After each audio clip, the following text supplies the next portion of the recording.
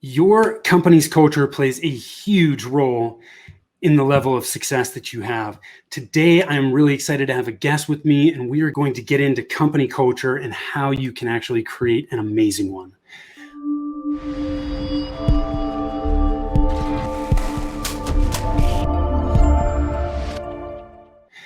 I am Tim Fitzpatrick with Rialto Marketing. Thank you so much for tuning in.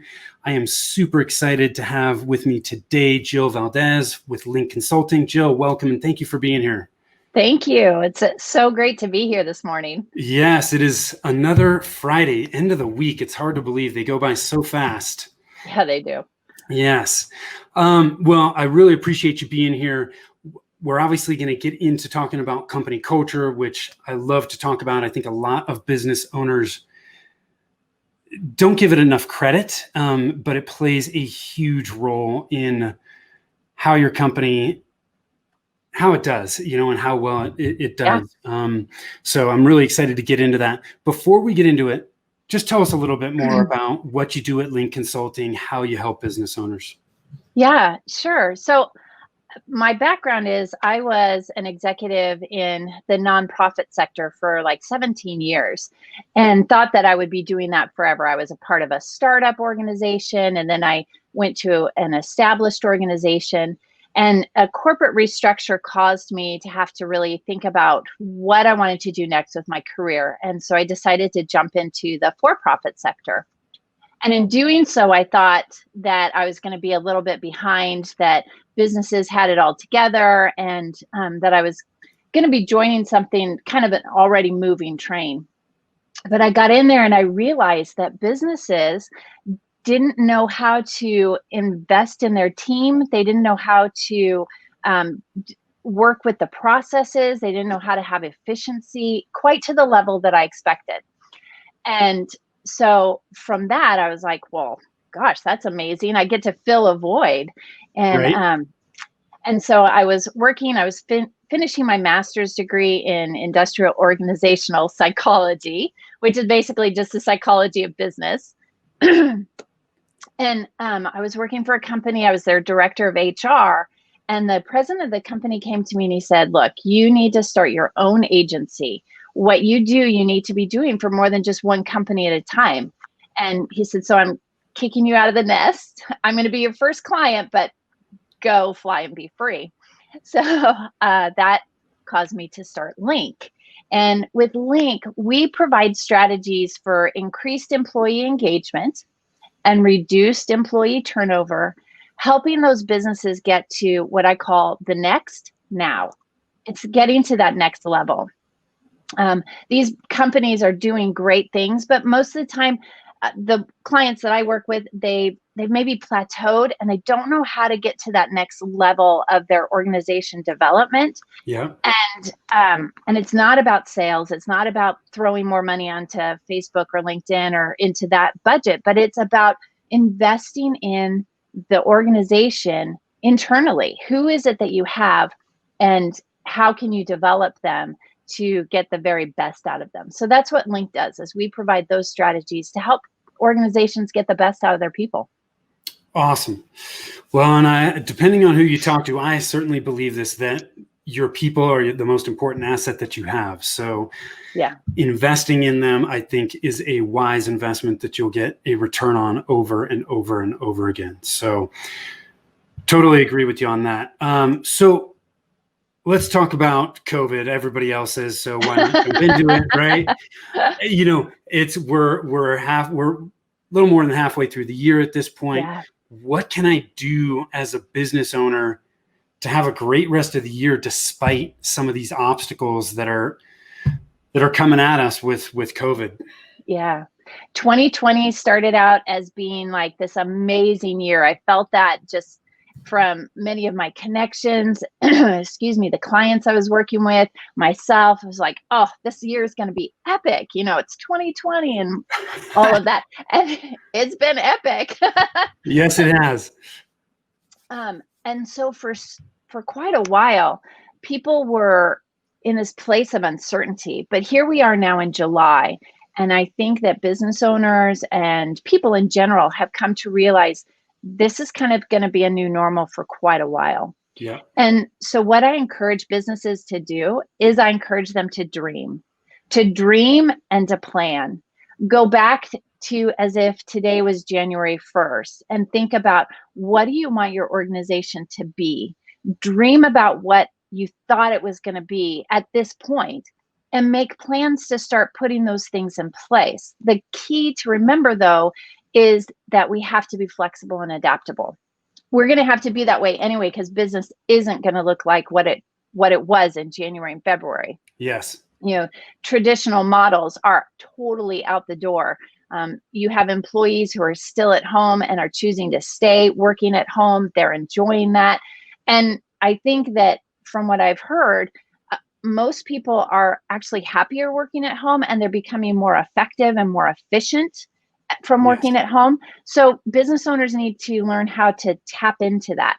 How can I keep utilizing this new structure to then get my company to being where I had hoped it would be at this point? So thinking, okay, it's December 31st of 2020. Where do I want my company to be? What do I want it to look like? Dreaming in that, and then figuring out and working on the plans to get it to be there, and just starting those things, putting those in place. Yeah. Well, and a mentor of mine always talks about taking the next measurable step, right? So there's so many things going on right now, like you said, and it's changing, right? The only constant in life is change. Right. We can't fight that. Let's put a plan together and let's take that next measurable step to get there. Because I think those of us that are used to using plans in one way, shape, or another know that the plan we start with is not going to be the plan that eventually gets us there. Right. It's just the plan that helps us start. And that plan is going to evolve, and we have to be fluid enough to accept those changes as we see things changing and the need for those things to change, right? Absolutely. Yep. Yeah, there's huge opportunity right now amongst all this chaos. We just have to find it. Yeah. And it's going to take that adaptable person, who can look at, okay, this is what the structure was. These are now my new tools. How do I fit this structure? How do I fit my plans using these new tools? And so if they remain adaptable and think outside of that box of what has always been, then they're going to be the company that survives and thrives in this time. Yeah, totally agree. I love that advice. So let's talk about vision. How do you create a company vision that everyone's going to buy into? And I think we probably should take a small step back and just talk about what is a vision too. Yeah. Right? Yeah. So vision is something I love to talk about. Everybody thinks that they have one. And even myself, like I have it in my head, but being able to put it into words. So in 1982, the Chicago Bears, they were a horribly losing team. I know we're all missing sports right now. Like, I'm literally going through withdrawals. Cannot wait for basketball to start again. But they were a losing team. But Mike Ditka, he changed that because he had a vision. He walked in and he knew exactly the transformation that his team was going to have to go through. He knew how long it was going to take him. He told his team, he said, look, if you can stick with me for 3 years, I guarantee you that in 3 years, we're going to be at the dance. And if you follow and go back and look at that history, sure enough, that's exactly what happened. And it happened because he had that vision. So when you talk about what is vision, vision is the destination. It's the snapshot of the future for your company. And from that snapshot, then team members and clients both are empowered to know what to expect by their alliance with your company. Does that make sense? Yes. Yeah. So when you're talking about vision, it should be so clear. When I teach companies about vision, I talk about the vision that Walt Disney had for Disneyland way, way back before ground had even ever been broken. And it's so interesting when you read it to actually know what Disneyland is, it was like, oh my gosh, he pegged it. So being able to paint that mental picture, but it needs to be big. I'm teaching and I tell people, dream big. When you have a vision, swing for the fences, because the worst thing that happens is you might not accomplish that vision necessarily in the time frame that you hope, but you're a heck of a lot farther along than you were when you started on that journey. Yeah. Yeah, So, absolutely. How do values play into vision? So company values. Yep. Values drive the vision. Yeah. Values are a part of that vision. When you talk about core values like integrity, accountability, passion, customer focus, those actually come out of the vision, but then they're the energy source. I talk about that vision is the destination, mission is how you're going to get there, and core values are the driving force to get you there. So would you say the core values are what help attract people that are going to buy into the vision of the company? Yes, because they will come in. It's that second piece. So if I'm coming to an organization, whether as a customer or a potential employee, and I look at what is their value statement, and I'm like, oh my gosh, that's amazing. But then if you get in there and their culture is toxic, it's like, who cares? That just means their vision statement is something that's stamped up on the wall and nobody's really doing it. Yes. Yeah. You got to live out the values. Right. So if you can talk about the values, but if people come in and they see that you're not actually living by those values, they're never going to buy into the vision. Right. Exactly. Yeah. And you're never going to accomplish that vision. Yeah. Unless you are just such a driven person and that you're going to just do it all by yourself. Gosh darn it. Yes. Yeah. Yeah. So outside of values, which help support that vision, is there anything else that business owners need to keep in mind to help people buy into that vision? Absolutely. The vision should be a collective voice of the entire organization. So in order to get everyone to buy in, you have to have communication and you have to have collaboration. So okay. I worked with a client and they had an executive director who did not care at all about what any of the other people had to say. It was a volunteer-driven organization, and he really didn't care what the volunteers had to say. And yet they were the ones with the boots on the ground. They were the ones who were making things happen. So they decided to get a new executive director who came in and had a vision already for the organization and what they were going to do, shared that, but also asked for feedback and asked for, what do you guys think? And so as the team got to contribute their vision, as they got to contribute their thoughts towards the vision, then it became something that they were buying into. It became something that they were a part of. And so that is a core piece of getting everybody else to buy into that vision. Okay. Is that collaboration? Yes. Yeah. Yep. Yeah. Got it. Yeah, that makes perfect sense. That reminds me, and I've brought this up in the past, early in this COVID pandemic, I read an article about a company, and I cannot remember the name, but it was a credit card. It was a merchant processing company of some kind. And when COVID hit, they realized that they were in serious trouble. And rather than management just making this across the board decision in a small room with a few people, they openly reached out and communicated with their entire team and said, hey, here's the reality of what's going on right now. If we don't do something, we are going to go bankrupt in a matter of, 3 months or 4 months, whatever it was. What ideas do you have, and what can you do to help us? And people, they gave them their opinion, and they collected all that, and every single person in that company took a voluntary pay cut, some more than others, because some were in a better position to do it, but they all took voluntary pay cuts, and they were happy to do it because they wanted to be part of the team. They wanted to still have a job. Right. And I think that they really appreciated that open communication, and they, that bought them a much longer runway than they would have had. And it created this culture that wasn't toxic, right? How toxic is it when you're in an environment and you go to work every day and you're like, am I going to get fired today? Yeah. I have a connection. I have a good friend, and that's where he's at right now. We were talking yesterday, and he said, I dread answering the phone from my boss because I never know if this is going to be the day that I'm going to get fired. I mean, that's so sad. It's sad. And how can you possibly be motivated to do good work when you're going into an environment like that each and every day? Yeah. It's just, no good.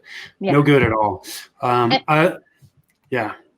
And it's really easy for companies to turn that around and to be able to hear what their employees have to say.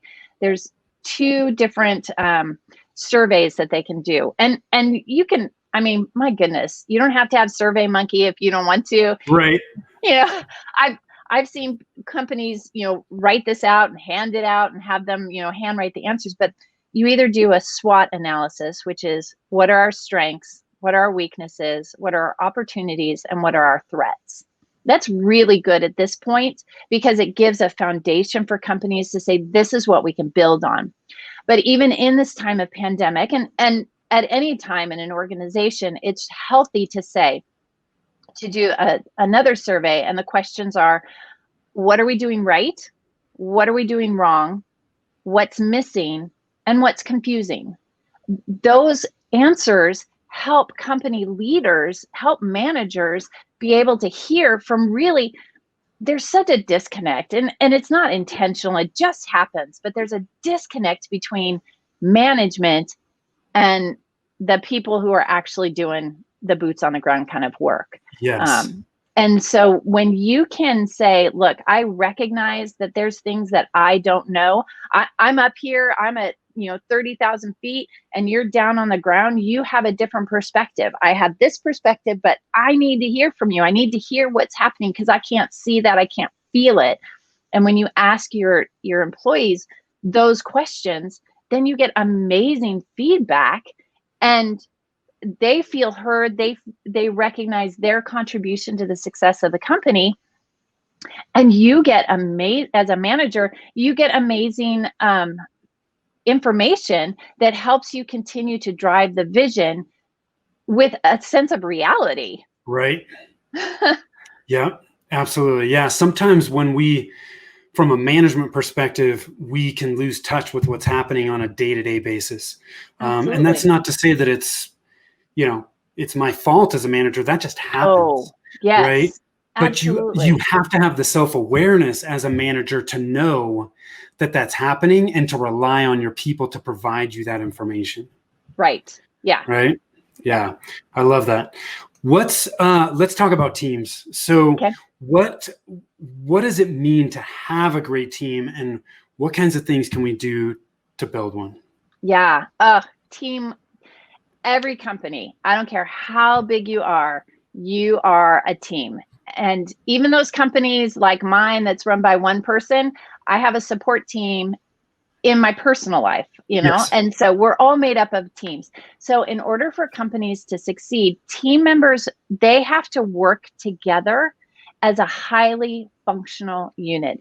If they don't work together, then failures in the future of the company. I mean, again, basketball is really big in our house. Like, we joke that it's a second religion. So, you look at the Lakers. After Kobe left, between Kobe and LeBron, you look at the breakdown because they stopped working together as a team. They didn't have that team leader to bring them together, and they've been this losing team. And now even now with LeBron, they're still not like the most amazing. They're still, having to figure that kind of stuff out. So you have to have team members working together. Patrick Lencioni says, when people come together and set aside their individual needs for the good of the whole, they accomplish what might have looked impossible on paper. Team members readily set aside their individual or personal needs for the greater good of the group. So if you really want your company to be successful, and success is defined differently for every organization, but if you want to be successful, you have to recognize that you are coming together as a team. This is a collection of individuals with different personalities, with different backgrounds. They are a collection of actual humans.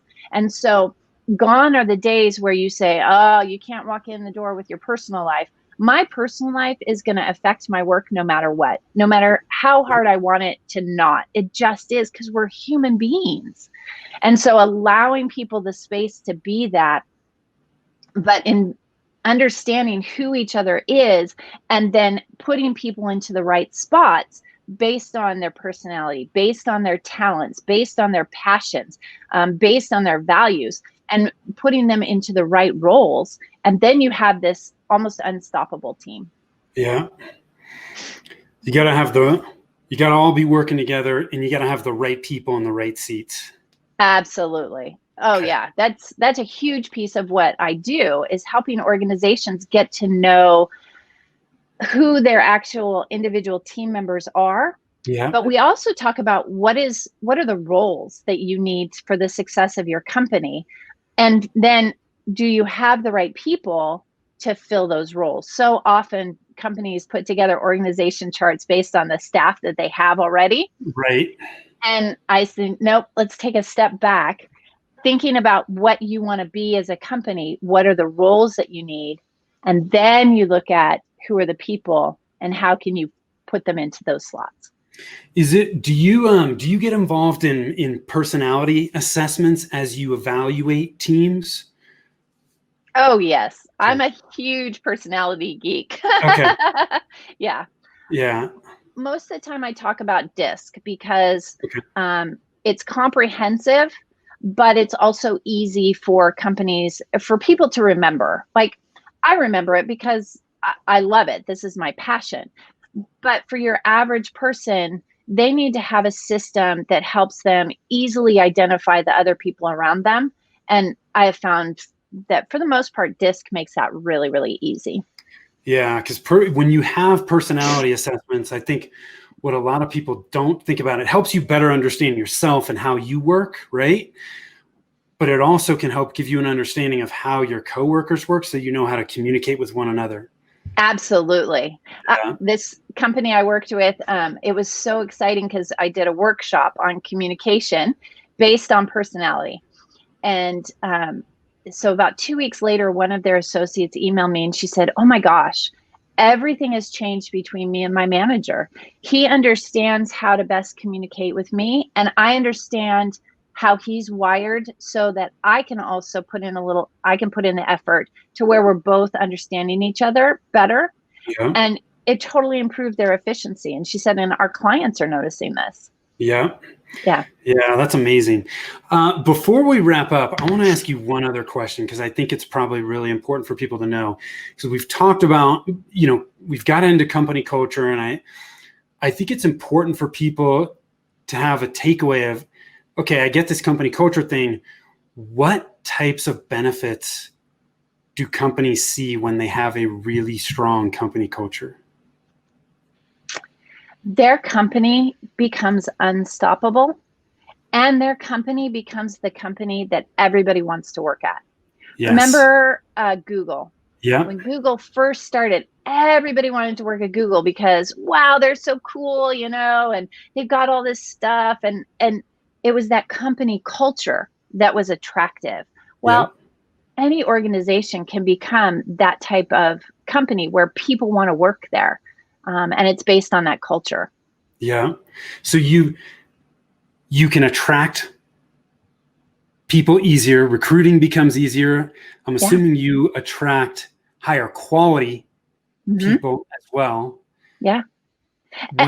When engagement goes up, right? Yeah. So when engagement goes up, you've got productivity benefits. When you've got productivity benefits, your profits are going to increase as well, right? Absolutely. Yeah. When you have happier people, when you have people that come in and are just as bought into the vision of the company as if they were the owner, that just boosts exponentially what's going to be happening in that company. Yeah. And you're going to sense it. You're going to sense it when people come in. They're excited to come in. They know that they're doing valuable work, and they're excited about giving the best service to their clients. And you don't have to be like always teaching them about, oh, remember, be nice to the clients. And they're actually taking initiative to improve themselves and to be a part of continuing to grow things and make them better. Yeah. Oh, that's awesome. You've added a ton of value. After listening to this or watching it, if people don't buy into why they need to have a company culture, then I don't know what else we can do to help. But yeah. So where can people learn more about you, Jill, if they want to get some help? Yeah. So my website is linkconsulting.info. Goes into a little bit more about who we are, what we do, and then there's a contact section where they can contact us. Okay. And then also you can always find me on LinkedIn. Awesome. Jill, thank you so much for taking the time to chat with me. I always enjoy chatting with you. You've added a ton of value, like I said. Thank you so much for tuning in. I am Tim Fitzpatrick with Rialto Marketing. If you need to gain clarity on where to focus your marketing efforts right now based on where your business is at, please go to our website at rialtomarketing.com and click on the Get a Free Consult button. You will get a ton of value from it, and we will give you some clarity on where to focus. So remember, marketing your business shouldn't be a challenge. All you need is a plan. Thank you for tuning in. Till next time, take care.